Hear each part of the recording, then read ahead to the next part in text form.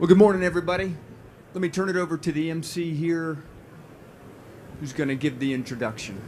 Good morning, everyone. Major General McFarland, the Deputy Commanding General of 1st Corps, and Command Sergeant Major Schmidt, the USARPAC Command Sergeant Major, will host this morning's panel on generating readiness in the Indo-Pacific. Joining them on stage are Major General Hilbert, Commander of the 11th Airborne Division, Brigadier General Ewers, Deputy Commanding General of the 7th Infantry Division, Brigadier General Cotman, Commander of the 593rd Expeditionary Sustainment Command, Command Sergeant Major Bulmer, 8th Army Command Sergeant Major, and First Sergeant Beck of the 25th Infantry Division Lightning Academy. Please welcome our panelists.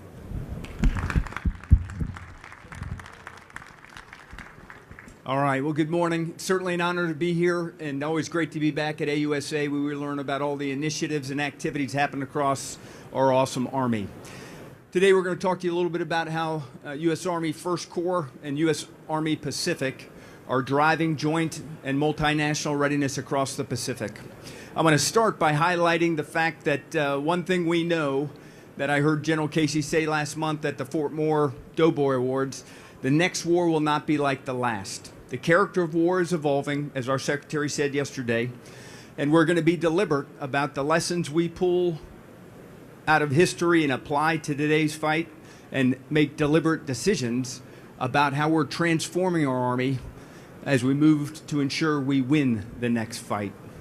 I'm going to start by giving you history, a little significant history from World War II.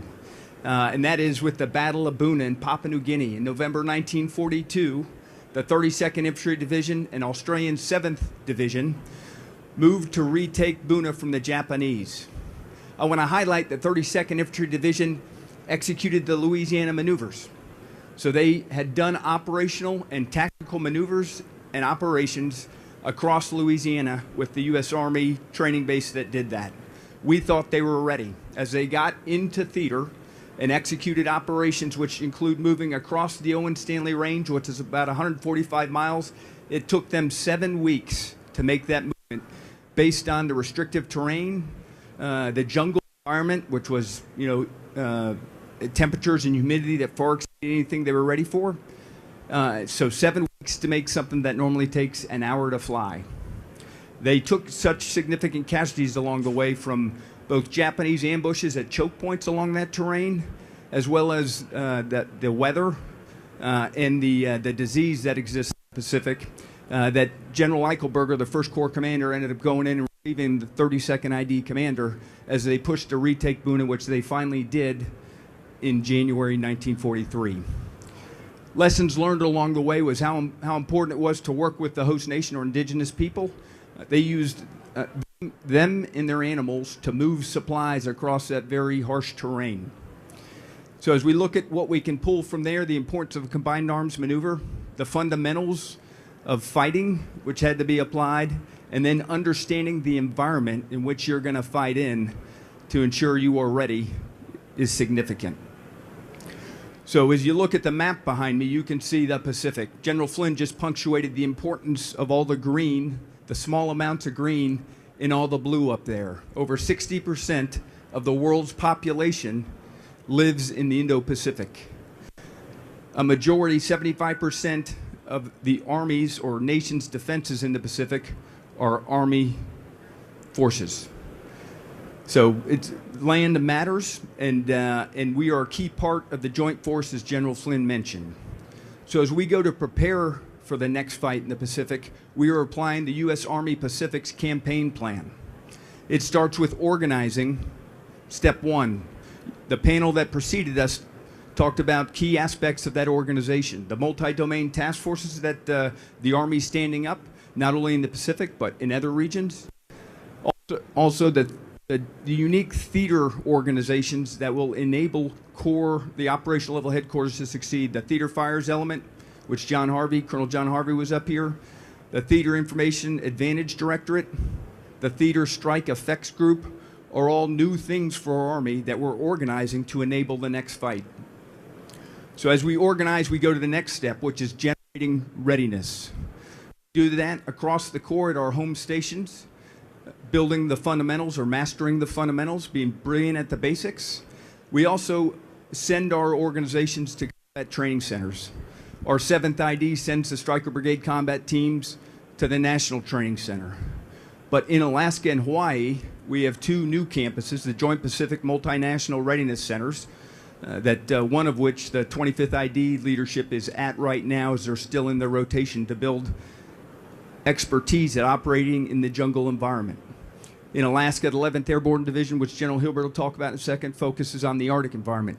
Key aspects beyond just the environment, which are significant, is the joint resources we execute with, but also the multinational organizations that come and build interoperability with us.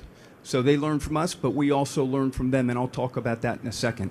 So for both of those locations, the Joint Pacific Multinational Readiness Center rotations, the one in Hawaii this year and the one in Alaska that will occur in late January, over a dozen countries are sent in organizations. I was just in a battalion size or battalion TOC for the Japanese element that's participating in Hawaii right now.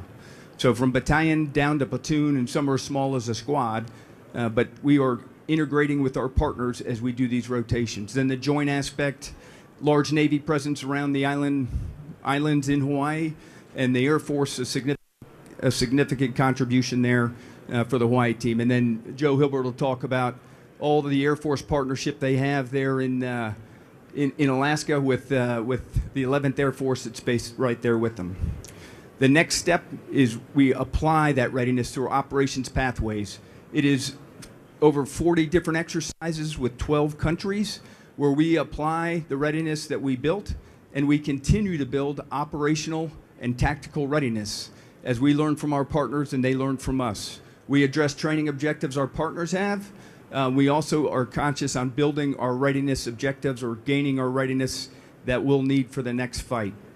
And then the last thing is building joint interior lines. The interoperability we build, the exercises we do, where we do think, like in 2022, we offloaded an APS ship in the Philippines in spring of 2022, are things that you don't get to do in the continental United States that we're able to do as part of pathways. Using Army watercraft systems like we did in Talisman Sabre 2023 was a significant event as we moved some Australian tanks from Australia into Indonesia, are things we never get to do when we're back CONUS. So it's a great opportunity for us, our soldiers and leaders, to exercise operational maneuver where we can, and then continue to build the tactical proficiencies we need to deter the next fight and be ready to dominate if the first battle comes. So let me turn it over right now to the 25th ID command team, who is in Hawaii executing JPMRC rotation 25-1, and they'll be followed by Sergeant Major Jason Schmidt, who's going to talk through the importance of developing and building strong NCO corps, who we know are the backbone of our Army, and other armies are learning that they are the backbone of theirs as well. Over to the 25th ID team. Hey, thanks a lot, First Corps team. My name is Major General Marcus Evans. I'm the Commanding General for the 25th Infantry Division, joined here by Command Sergeant Major Sean Curry, the Command Sergeant Major for the 25th Infantry Division. Sorry we couldn't be there for AUSA this year. We're currently participating in the Joint Pacific Multinational Readiness Center rotation, an important rotation for our Army because it is a time when we can pull together joint forces, multinational forces, but most importantly, focus on the campaign of learning that is part of the Transformation in Contact initiative. We just finished up working with 2nd Brigade of the 101st and talking very closely with the 101st on their lessons learned from their training at the Joint Readiness Training Center in August. We've been able to take those lessons learned, put them in the hands and the minds of the soldiers and the leaders.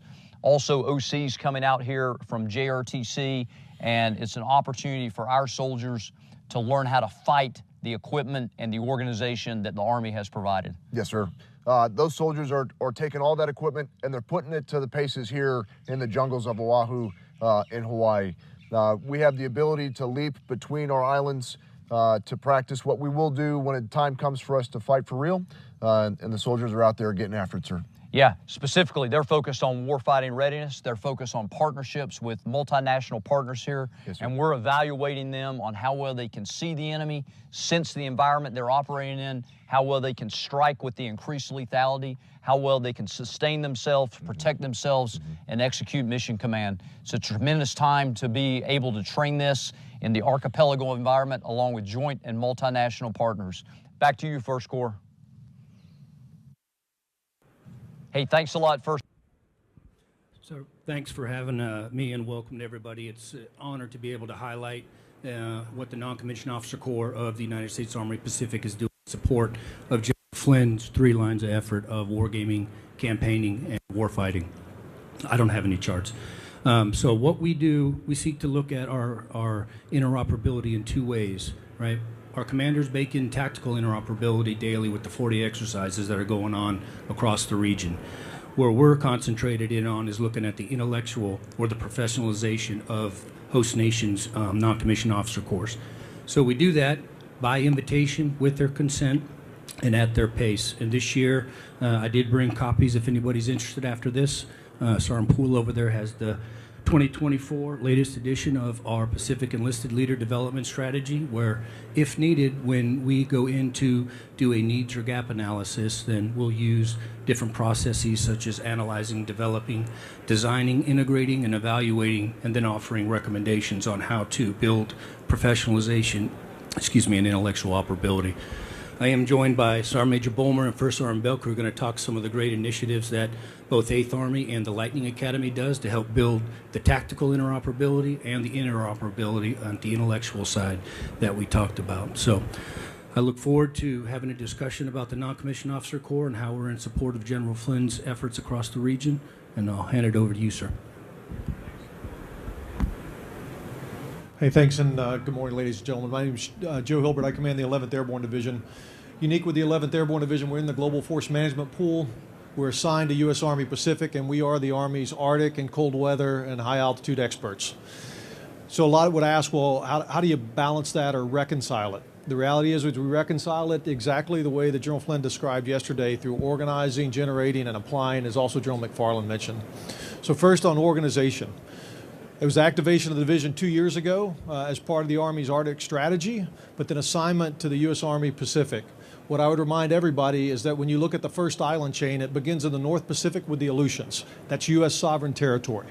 We're stationed in U.S. sovereign territory where the first island chain begins. The second piece is through the generation, and that's through JPMRC Alaska campus. Just like JPMRC in Hawaii that's focused on the jungle environment for the 25th, we're going to focus on the Arctic environment at JPMRC Alaska. That training area is comprised of 3 major training areas: the Yukon training area, the Donnelly training area, and the Tanana Flats. If you take that combined training area space, it's twice the size of the National Training Center, just those 3 range complex alone. As General McFarland mentioned, one of the beauties of that training area is not just that it's in the Arctic and the environment in which we're supposed to be the experts, but it's also part of the Joint Pacific Range Complex, JPARC. JPARC's used by the United States Air Force. It's an air and ground training range where the United States Air Force will conduct the Red Flag Alaska exercise routinely up there alongside us. As we look forward to JPMRC Alaska this next time, we also have our allies and partners that will be with us. We'll have Canada, we'll have Nepal, and we'll have Mongolia that will be participating with us, as well as observers from our allies in the Nordic regions, as well as observers from across the Pacific. Finally, I'll talk about applying that combat power as we go on Operation Pathways. So we're going to generate that combat power at JPMRC Alaska as a collective training event, and then we're going to go apply it in Operation Pathways. The great misnomer or false dichotomy that we have in our Army is, do we consume readiness on pathways or do we build readiness? I would argue we sustain readiness on pathways, because we're going to take that readiness that we build at JPMRC and then we're going to go apply it in the Pacific to then bring it back up into Alaska when we get into the winter, to then rebuild and move back into the collective training that we're going to do at JPMRC as we do that each year in the winter in Alaska in our Army's toughest environments. So it's an exciting time to be in U.S. Army Pacific. It's an exciting time to be in Alaska in the 11th Airborne Division, and I look forward to your questions. All right, good morning, everyone. I'm Kevin Cotman. I'm the commander for the 593rd ESC. We are the Expeditionary Sustainment Command for America's First Corps. When it comes to operation pathways and readiness for the sustainment warfighting function, that really starts about a year out when it comes to us. Understanding the requirements that the units need when they're going to operate west of the IDL, and also building that UDL, that load plan for that fort to port mission. Making sure that we're loading that vessel to make sure it can support what the operational plan is. We want to make sure we load it because there's going to be several S-pods that we're going to deliver equipment. We want to make sure it's loaded right, so as we go to each S-pod, we're unloading that equipment in the right way. I know we've been there where we had that critical piece of equipment that's on the wrong deck, and then you had to move everything around to make sure you can get it off on the S-pod that you need. So that's building readiness for us when it comes at home station, when we go through those systems and processes to make sure that we have the right load plans as we work with the units and understand those requirements. The other part is the J, ROS, and I on the other end, making sure that we understand the capability and capacity that our allies and partners can help us with when it comes to downloading that equipment and moving it to a tactical assembly area. We are not going to have all the capability that we need at that point, whether it's competition, whether it's crisis, or whether it's conflict. Us working with our partners gives us that understanding of the capability that we need when we are executing our mission when it comes to, in our partners' territory, and also understanding where we can use land when it comes to tactical assembly areas. And the last thing is just that enduring support for that operation during operation pathways and understanding that readiness. The good thing that we do when it comes to operation pathways, we build in sustainment task into the operation. Whether it's a JLOTS operation, whether it's a JPOS operation, we're making sure we're exercising in that environment, understand the restrictions and the constraints that may be when we execute sustained operations. And the next thing is we integrate our reserve component into the operation, ensuring that they are also operating in the environment that they were operating in the Indo-Pacific. That's critical, as we saw when the 451st ESC did Cobra Gold 24. They were the ESC that operated and did the sustainment when it came to Cobra Gold 24, not the 593rd, the active duty component. I look forward to your questions. Okay, good morning, ladies and gentlemen. My name is Joe Ewers. I'm a bayonet soldier. I currently serve as the Deputy Commandant General for Support for the 7th Infantry Division, and on behalf of Major General Michelle Schmidt and Command Sergeant Major LaRocque, I'm pleased to represent the Bayonet Division today. The Bayonet Division has a firm spot in Pacific history with accolades in the Aleutian Islands, as mentioned, in Leyte, in Okinawa, in Korea, to name just a few. So certainly a long and illustrious history of honorable warfighting in the Pacific. Starting with the organizing principle, who are we? We got 2 Stryker Brigade combat teams and 1 theater enabling cab that we provide TRA oversight for. When we organize to warfight, we require a multi-compo solution to be able to apply that command and control in support of campaigning in the Pacific. But really to talk about integrated assurance and the principles that were referenced already this morning with organizing, generating and applying readiness, where that really stands out for us as a division, as that tactical unit of action, I would first and foremost highlight the Korea Rotational Force. So with KRF 12, and when the Department of Defense shifted to increase support to the EUCOM Theater of Operations in response to the Russian invasion of Ukraine, we transitioned as an Army to providing a Stryker Brigade combat team to the Korea Rotational Force. And that very first Stryker Brigade combat team came from 7th ID. It was our 2-2 SBCT and KRF 12. We are currently in the process of sending 1-2 SBCT in support of KRF 15. And in just a very short time, we will follow at 2-2 again in KRF 17. So why that matters, and in the process of generating and applying readiness, we found a real gold mine in the KRF mission set. First off, our teammates at 8th Army and 2nd Infantry Division and our ROC partners are excellent gold standard partners who have world-class training environments, from the Korea Training Center to Rodriguez Range and everything in between. Our Stryker Brigade combat teams are building readiness in order to sustain readiness overall, to not only deliver a ready formation there, but to return one back to home station at the end while gaining excellent experience during that time. So we are very much grateful for that opportunity, and it is making us better every single day. We have certainly applied forces across the variety of pathways, opportunities. Many of those were mentioned yesterday and in other pitches today, but just to put a finger on a couple of things. So first off, when we have to deploy, and we have to deploy over sea and air, it is a forcing function. And it is a forcing function that helps us learn that craft and perfect that craft, everything from load plans to UDLs to personnel readiness and the like. It's the manifestation of the PSRT driver's readiness.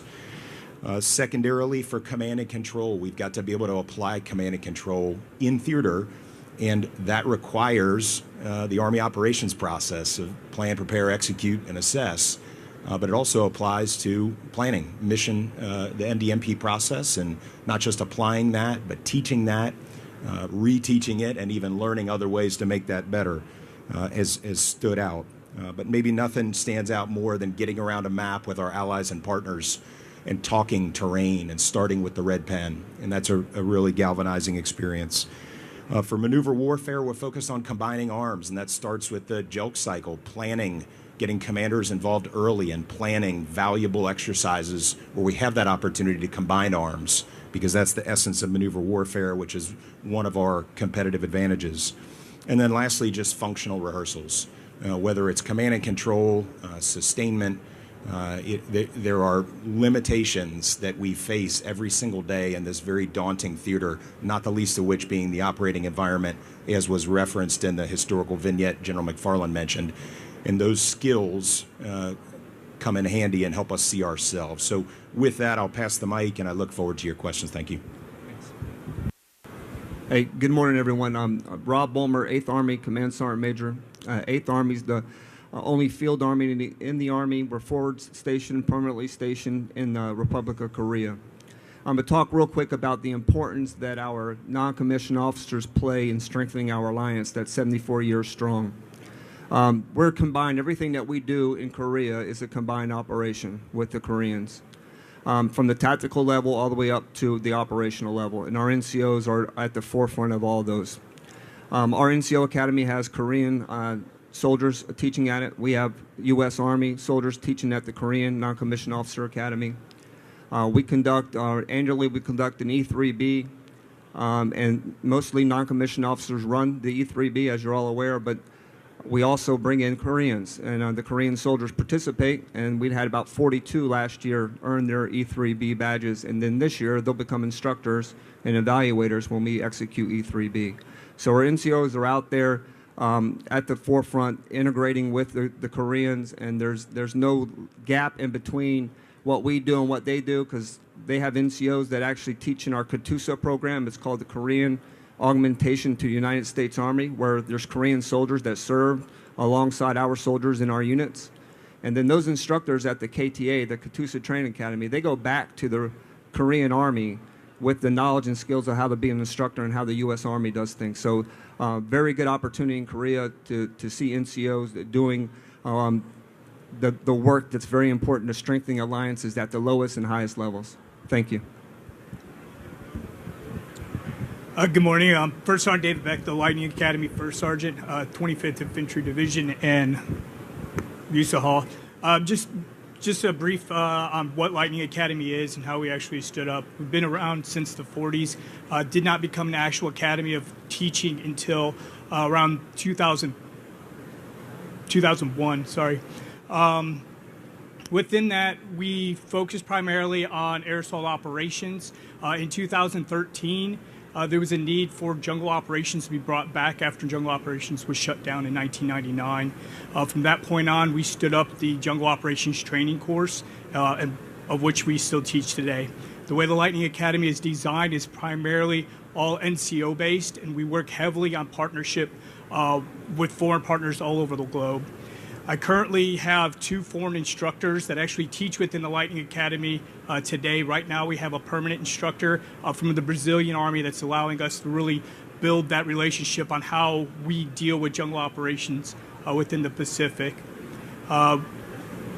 Next month, we will also be receiving a second Brazilian instructor as a non-commissioned officer equivalent to a squad leader with us to help us have an understanding of really how partnership works within a squad level within the 25th Infantry Division and the Brazilian Army. We continuously send other instructors all over the globe to have an understanding of operational tracking, jungle warfare, whether it's in Brunei, Australia, or going on pathway missions through MTTs and the like to make sure that we have a good partnership and understanding of how we work in a jungle environment. There's other courses that we put on, but our main focus is that jungle environment and the building of relationships within the NCO Corps. And thank you. Look forward to your questions.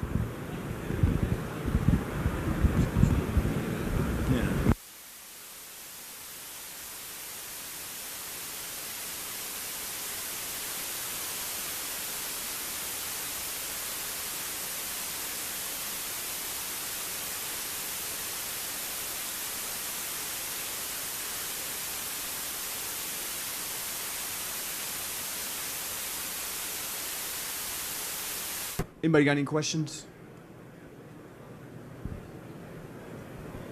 Hi, thanks for a great discussion. This is Alice Xue. I'm a reporter with VOA. I have two questions. Regarding the axis of evil, we know that China, Russia, Iran, and North Korea have been more coordinated in terms of undermining the U.S.-led order and fighting against what they call the Western hegemony and imperialism. So I wonder, in the war over Taiwan, would these four countries have some coordinated response or contingency planning? What would be their roles in this war and their coordination with the CCP at that time? And secondly is, in the next administration, what would be an effective strategy for the U.S. to effectively break this axis of evil? Should the U.S. target the CCP and disrupt its support and links with the other three countries and set this at the core of the strategy? So what's your thoughts on this? Thank you. Hey, we're going to stay focused on operational and tactical readiness and how we're building that with joint multinational partners. I appreciate the question, but it's probably for a different audience that you should be asking. Any other questions?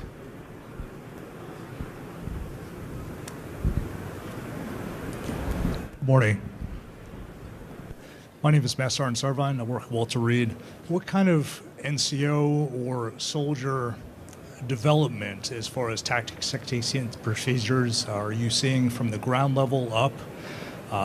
Nothing promotes change, nothing promotes technology like warfare, especially a competent, agile enemy. So what kind of new adaptations have we seen to our fighting force given the current adversaries in the Pacific?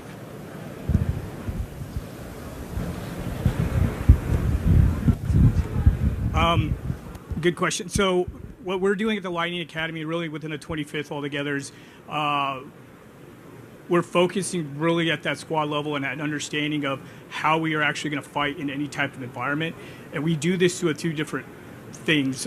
Something that the 25th has been doing over the last 2 years is our jungle medicine course, to focus primarily with where you're from, and having an understanding of where we're at now medically on the ground and where we need to be getting to. So we bring in a lot of different partners, whether it's special operations forces, regular doctors, or nurses and stuff from the surrounding areas, to really give us that understanding of how do we actually get after it with the medical understanding of what the battlefield could be like within that type of environment.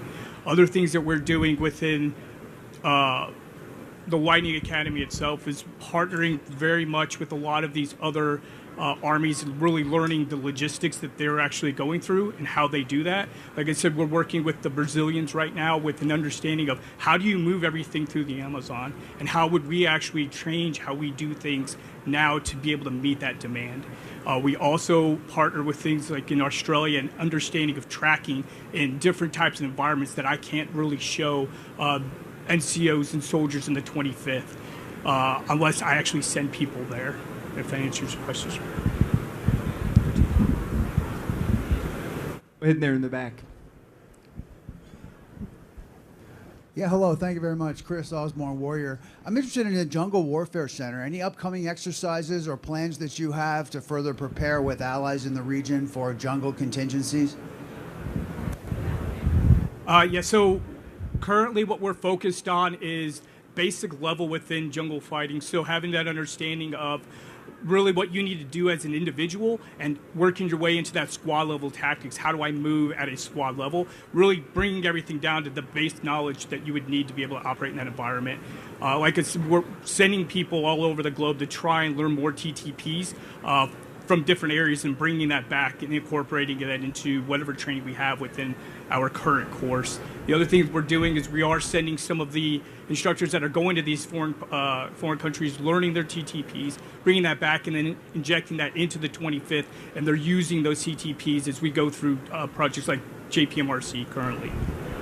Just to pile on that, literally every exercise we do as part of Pathways gives us an opportunity to train, work, and learn from our partners in the jungle. Some examples of that we learned when we did JPMRC exportable version with Philippines. We learned that the terrain is so steep. We learned again, I mentioned Buna, but we learned water buffaloes are a great way to move supplies across steep jungle terrain and through the gulches. So our vehicles were having trouble. The Filipinos were using water buffalo. We started to do the same. We learned that triple canopy has an effect on antennas. So being deliberate about how we set up our C2 architecture to make sure we had solid comms is another thing we learned. Then last is the jungle field craft, which every time we do a rotation, we try and do extended over the night ops in the field to make sure we're expeditionary in that environment. We are learning from our partners on the different ways to thrive in that environment versus just survive.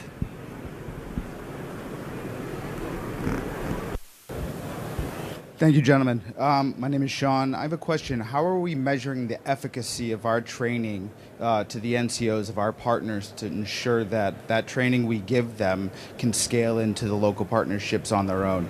Thank you. Well, I would say it's not really measurable.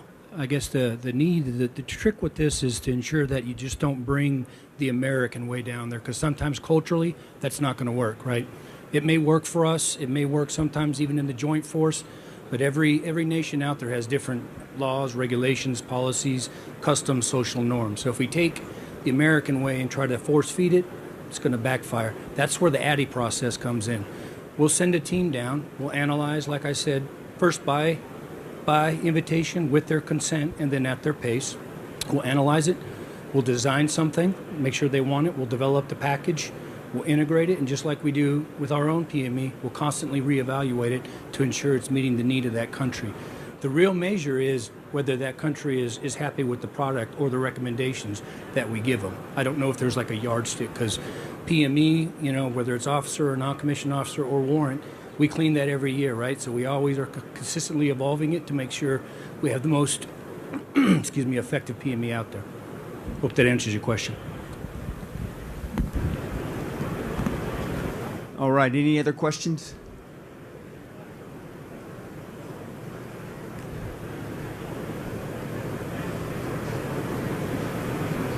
Okay, that's it. I appreciate everyone's attention today. Certainly an exciting time to serve in our Army, especially in the Pacific. If you look at the requirements we need to build the readiness to ensure we dominate that first battle, the team in front of you and their formations are leading the way for our Army. Thanks.